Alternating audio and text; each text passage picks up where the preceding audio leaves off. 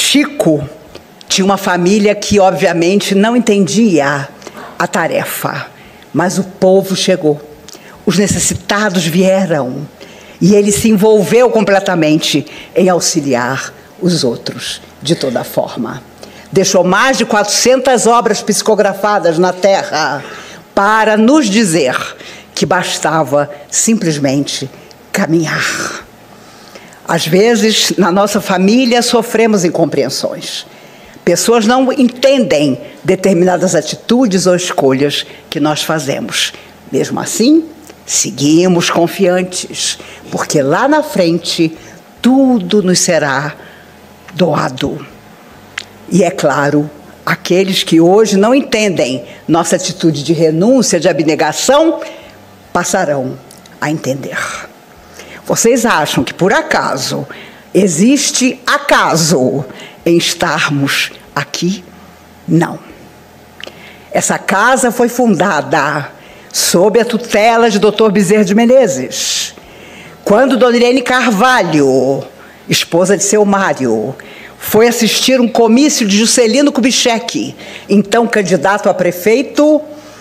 Ela disse a seu Mário, eles eram protestantes: me leve para um sanatório, Mário, porque eu estou vendo uma cidade atrás desse rapaz, e ele vai construir essa cidade no dia que ele for presidente. E o seu Mário, com a sabedoria que possuía, disse: não vamos para o sanatório, vamos a Chico Xavier. E quando eles entraram na sala onde Chico estava, Dr. Bezerra de Menezes incorpora no Chico e chama os dois para propor a seu Mário que viesse para Brasília e abrisse uma pequena porta para vender martelo, serrote, prego, tijolo, tudo que aquela futura cidade precisava ter. Era 1957. No final desse ano, eu corri e nasci. Eu digo sempre que 57 é o ano daquelas pessoas que, meu Deus, deixa eu ir, antes que comece a década de 60 e venham as transformações, que na verdade realmente aconteceram. E durante toda a vida, seu Mário, até a morte em 98, foi presidente dessa casa, e Dona Irene, a orientadora através de quem os mentores maravilhosos davam orientação. A comunhão não cresceu de um ovo. Brasília inteira passou a conhecer a comunhão, porque as pessoas de todas as classes sociais chegavam desesperadas, e era um Bezerra de Menezes, um Dias da Cruz, um Caibar Schutel, que orientava. Sou da época que você chegava aqui e você recebia uma orientação de Dr. Bezerra de Menezes com as mediunidades que você possuía. A comunhão não tinha orientadores, era através dela que os amigos espirituais conversavam. E olha, nunca escutei de sua boca, até quando ela morreu aos 95 anos, nada que os espíritos dissessem que não fosse a mais absoluta verdade. Porque quando, no nosso coração, o laço começou muito antes da nossa vinda à Terra, nós somos simplesmente os fiéis representantes da vontade daqueles que, desde o primeiro minuto da nossa existência, nos ampararam e nos abençoaram. Um dia, do outro lado da vida, olhando para trás, nós vamos ver quantas vezes, no último minuto, na hora final, a solução surgiu. E era uma solução enviada pelas forças maiores. E nós, erroneamente, pensamos que fosse coisa da nossa própria vontade. Meus amigos, Divaldo Franco partiu em 13 de maio último, aos 98 anos, o tribuno por excelência retornou à verdadeira vida. E, confesso a vocês, não lamentei nem por um minuto, porque ele não só esteve pessoalmente, tenho certeza, buscado por sua mentora espiritual, Joana de Ângeles, mas também reencontrou Nilson, o amigo da vida toda, que que com ele fundou a Mansão do Caminho em 1947 e desencarnou em 2013. E era uma pessoa com esse Nilson, também estive com o Divaldo várias vezes, mas Nilson era uma pessoa, confesso a vocês, maravilhosa. Ele comentava comigo certa vez: Maíse, se não fosse a nossa protetora, teríamos feito muita coisa errada. Mas nos momentos em que, aparentemente, as pessoas em quem confiávamos desapareciam, ali estava ela a nos dizer: vamos por aqui, porque a tarefa precisa continuar. E nós temos, cada um de nós, os nossos protetores, aqueles que os nossos amigos católicos chamam de anjos da guarda, e que, na invisibilidade, nos amam, nos apoiam, estão sempre conosco. São laços que vêm de muito tempo e que vão permanecer enquanto nós, por nossa vez, não caminharmos por nós mesmos no processo evolutivo. Meus amigos, eu tinha um canal no YouTube que levava o nome de Café com Maíse, de Minuto com Maíse, mas o canal não era meu e ele foi extinto. Me deem um tempo para que nos próximos meses eu possa pensar em estar novamente no YouTube. Vocês sabem que não é uma coisa assim de todo o meu coração, é uma necessidade nos dias de agora. Mas confesso a vocês que às vezes me parece difícil. Embora nas viagens eu encontre um monte de gente que me diz: olha só, nossa, eu passo a pilha de roupa que eu tenho em casa ouvindo você.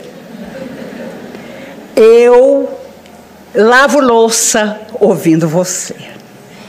Não me esqueço de uma senhora que trouxe a filha de 10 anos e disse para a menina, apontando para mim: adivinha quem é ela?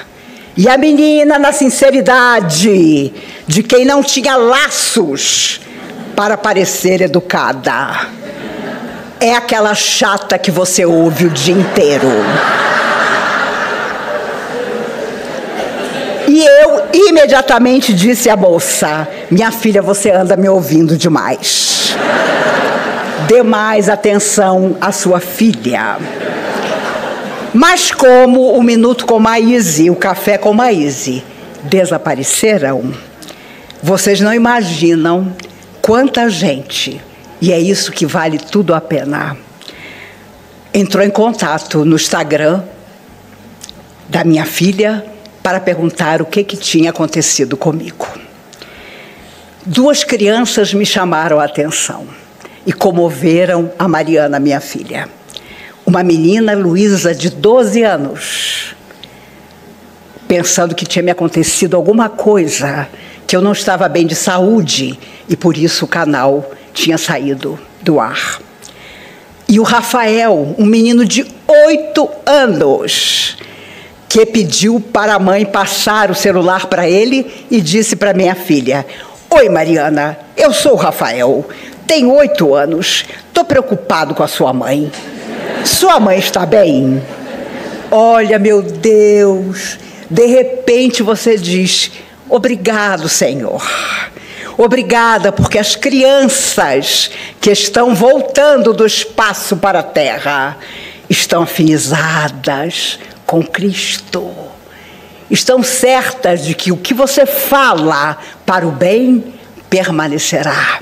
Eu me lembrei de Dr. Bezerra de Menezes, que me disse certa feita: minha filha, um dia você vai entender que começar cedo foi um privilégio. E foi mesmo. Eu já estou falando para a 4ª geração. E essas crianças que sentem falta da sua palavra têm a sinceridade do Rafael, que disse: eu durmo ouvindo a palestra dela. Gente, eu me lembrei do meu pai, que cantava para mim e para minha irmã o Boi da Cara Preta. Hoje, mais evoluídos, avançados, os laços que essas almas trazem do espaço são para ouvir uma palestra quando dormem. Que coisa linda! É essa geração que vai mudar esse planeta, tenho absoluta certeza. E nós seremos os netos, bisnetos desses que estão chegando e vamos ajudar a mudar tudo isso. Meus amigos, eu viajo para o Maranhão, meninas que estão presentes do Maranhão, depois do dia 12 de agosto, viajo para o Maranhão e encontrarei Raul Teixeira para fazermos a viagem dos sonhos, viajarmos pelas pequenas cidades do Maranhão falando de Jesus e da doutrina espírita. É uma honra para mim que Raul tenha me convidado para isso. Depois eu volto 5 dias na Paraíba, em João Pessoa. Depois eu volto 8 de setembro, 21 dias no Rio de Janeiro. 15 palestras. O Rio de Janeiro está necessitado. É a minha terra e eu posso dizer, os cariocas estão precisando.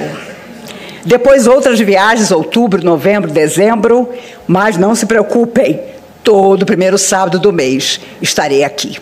Dia 8 de setembro viajo, mas no primeiro sábado de setembro aqui nos encontramos. Na verdade, guardei para nós uma frase de Emmanuel do livro Fonte Viva, através da mediunidade do Chico. O problema fundamental da nossa paz é justamente saber se vivemos em Jesus tanto quanto Jesus vive em nós. Que resumo extraordinário dos laços mais verdadeiros que nós devemos ter. Esses laços invisíveis que às vezes nos fazem estar ligados a pessoas que nem têm condições de estabelecer conosco uma vida digna e feliz e prazerosa. São laços que nós devemos observar. Se nos fazem mal, cortemos os laços que nos impedem de seguir rumo àquilo para o qual nós todos fomos criados, a nossa felicidade. Eu lia a biografia de Getúlio Vargas recentemente, e ele disse à filha, na madrugada em que tiraria a própria vida: não se preocupe, estou muito bem. E claro, não estava. Deixa a carta testamento. E quando chegaram as pessoas do Instituto Médico Legal, a filha, Alzira, não queria que o seu corpo fosse examinado, mas sabiamente o chefe do IML disse a ela: senhora, precisamos examinar o presidente, porque depois vão dizer que alguém o matou. E ficou comprovado que ele realmente tinha tirado a própria vida. Essa de Queiroz, o grande escritor português, era protetor de Getúlio Vargas, mas não pôde impedir o seu gesto final. E, anos depois, recolhido a um hospital, andando pelo jardim do hospital, Getúlio perguntava: mas de que eu morri? Eu não lembro de ter ficado doente. O tiro no coração havia quebrado o laço de sua alma, havia destruído a sua esperança de simplesmente continuar. E é por isso que, enquanto os níveis de suicídio aumentam no mundo inteiro, nós precisamos lutar para que as pessoas não tirem a própria vida, que elas continuem tentando, que elas continuem esperando, acreditando, porque senão não vale realmente a pena viver. Obrigada a você que esteve em 7 de maio da Biblioteca Nacional, quando eu e Mariana, minha filha, lançamos o livro que fizemos juntas, Aquele Tempo Entre Nós, em que eu conto, de forma suave, mas verdadeira, o que eu passei há 3 anos atrás com grandes dificuldades de saúde, e ela, como psicóloga e filha, também conta a parte dela.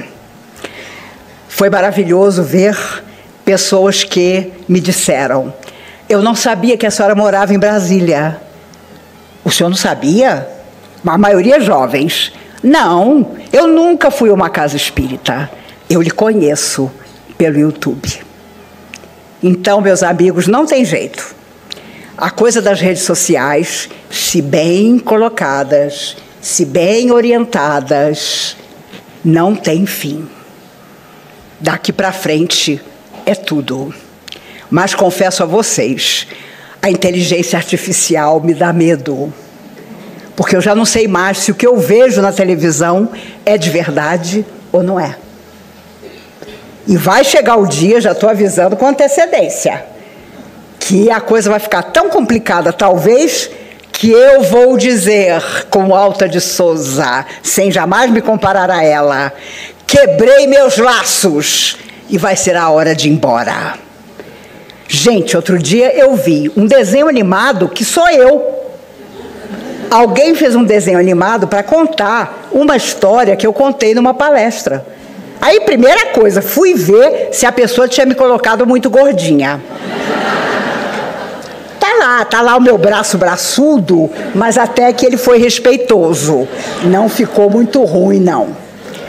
Mas é claro, a partir do momento que você faz uma palestra, que você é uma pessoa que se expõe, tem gente que pega uma frase e coloca.